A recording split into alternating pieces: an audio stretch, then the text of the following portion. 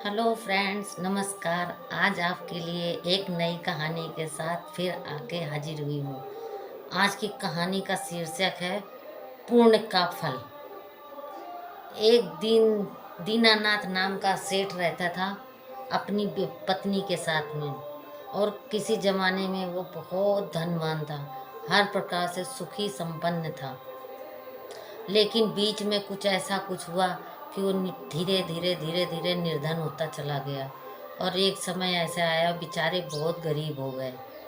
और वो जब धनवान थे तो उन लोगों ने पता है क्या किया कि अब जब पैसा उनके पास काफ़ी था तो बहुत ही अच्छा दान पुण्य करते थे। कुएं खुदवाते थे पानी पीने के लिए, लोगों को नल लगवाते थे, अनाथ लोगों को रहने के लिए अनाथालय बनाते थे, हॉस्पिटल बनाते थे गरीबों के इलाज के लिए। मतलब पुण्य का काम वो बहुत करते थे। और जब बेचारे गरीब हो गए तो उनको खाने तक के लिए किल्लत होने लगी। ऐसे करते करते काफ़ी दिन हो गए। एक दिन उनकी पत्नी बाजार जा रही थी तो वहाँ पे उसने देखा कि राजा के सिपाही कुछ कह रहे हैं। तो वो वहाँ वो खड़ी होकर उनसे सुनने लगी। तो राजा के सिपाही कह रहे थे कि इस राज्य में अगर किसी ने पुण्य किया है तो अपने पुण्य जाके राजा को बताइए और राजा उसको अच्छा सा बहुत सारा इनाम देंगे। इतना कह के वो सिपाही अपना सब गांव में कहते घूम रहे थे। उनकी पत्नी ने सुना तो उनकी पत्नी सोचने लगी अपने मन में कि मेरे पति ने तो बहुत सारा पुण्य किया। जब हमारे साथ बहुत धनवान थी तब हमारे पति ने बहुत पुण्य किया है, तो मैं अपने पति को बोलूँगी कि अपने पुण्य राजा को बताएं तो और ढेर सारा इनाम लेके आए। वो घर गई और अपने पति को बोली कि सुनिए जी, आज मैं एक खुशखबरी लेके आई हूँ। बोले क्या? क्या? आज मैं बाजार गई थी तो वहाँ पर राजा के जो संतरी थे वो अनाउंस कर रहे थे कि जिसने भी पुण्य काम किया हो हमारे यहाँ आए दरबार में और बताए और अपने इनाम ले जाए। तो आपने तो बहुत पुण्य का काम किया था जब हमारे पास खूब धन दौलत थी, तो क्यों ना आप अपना पुण्य बताएं जाके। और उसका नाम कहा, इसके बदले राजा ढेर सारा इनाम देगा तो हमारी ज़िंदगी कुछ सुधर जाएगी। तो वो कहने लगा हाँ तुम ठीक तो कह रही हो, चलो ठीक है मैं कल जाता हूँ राजा के पास। और इस तरह वो अपना रात किसी तरह उसने गुजारी। सुबह उठा, कहने लगा मैं जा रहा हूँ राजा के पास। तो उसकी बीवी बोली कि रुक जाइए, मैं आपके रास्ते के लिए कुछ खाना बना दूँ, क्योंकि वो दूर बहुत है, पैदल जाओगे आप तो भूख लगेगी आपको। तो उसकी बीवी ने उसको 4 रोटी और सब्जी बना के दे दी। कहने लगे रास्ते में आप खा लेना इसको। कहने लगा ठीक है। वो लेके वहाँ से चल दिया। चलते चलते चलते जब बहुत दूर तक चल गया, आधी दूर राजा का महल रह गया, तब उसने उसको भूख लगी। तो उसने सोचा लाओ मैं कुछ खा लूँ बैठ के। तो उसने अपना थैला था, कपड़ा बिछाया और खाना निकाला। और खाने के लिए जैसे ही बैठा उसके पास एक कुत्ता अपने 2-4 बच्चों के साथ वहाँ आ गया और उसको देखने लगा।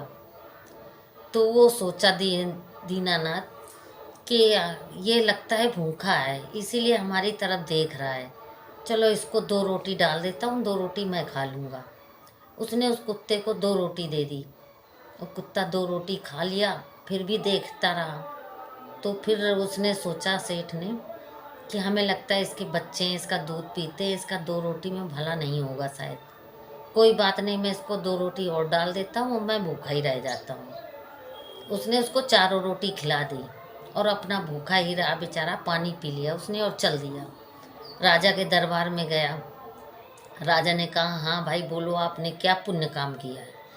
कहने लगे राजा साहब, हमारे पास जब बहुत धन दौलत थी तो हमने कुएं खुदवाए, राह चलते लोगों के लिए पानी पीने के लिए हैंड पाइप लगवाए, अनाथ बच्चों के रहने के लिए, अनाथ लोगों के रहने के लिए अनाथ आश्रम खुलवाया, और गरीबों को इलाज मिल सके इसलिए उनके लिए हॉस्पिटल खुलवाए।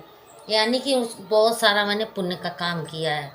जिसके पास कुछ नहीं होता था हमारे दरबार में आता था, मैं खाली नहीं भेजता था, उसको ज़रूर उसकी मदद करता था। और आज हमारा ऐसा दिन है कि हमें रोटी के लाले पड़े हैं, तो आपके संतरियों ने कहा कि भाई अपनी पुण्य गिनाइए और इनाम ले जाइए। तो इसलिए मैं यहाँ पे आया हूँ। तो राजा ने जब उसके पुण्य सुने तो कहने लगे, तुमने ऐसा कोई पुण्य तो नहीं किया कि आपको इनाम दिया जाए।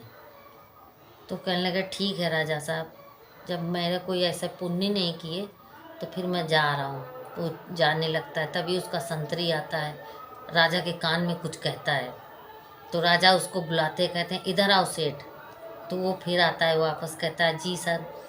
तो कहने लगे, तुमने सारे पुण्य तो गिना दिए मगर एक पुण्य तुमने नहीं गिनाया। तो कहने लगे, कौन सा राजा साहब? मैंने तो सारे पुण्य आपके गिना दिए अपने। कहने लगे, अभी तुम रास्ते में आ रहे थे तो तुमने कुतिया को रोटी खिलाई जो तुम्हारी पत्नी ने तुमको दिया था खाने के लिए, और तुमने अपनी चारों रोटी उस कुतिया को खिला दी। कहने लगे, हाँ।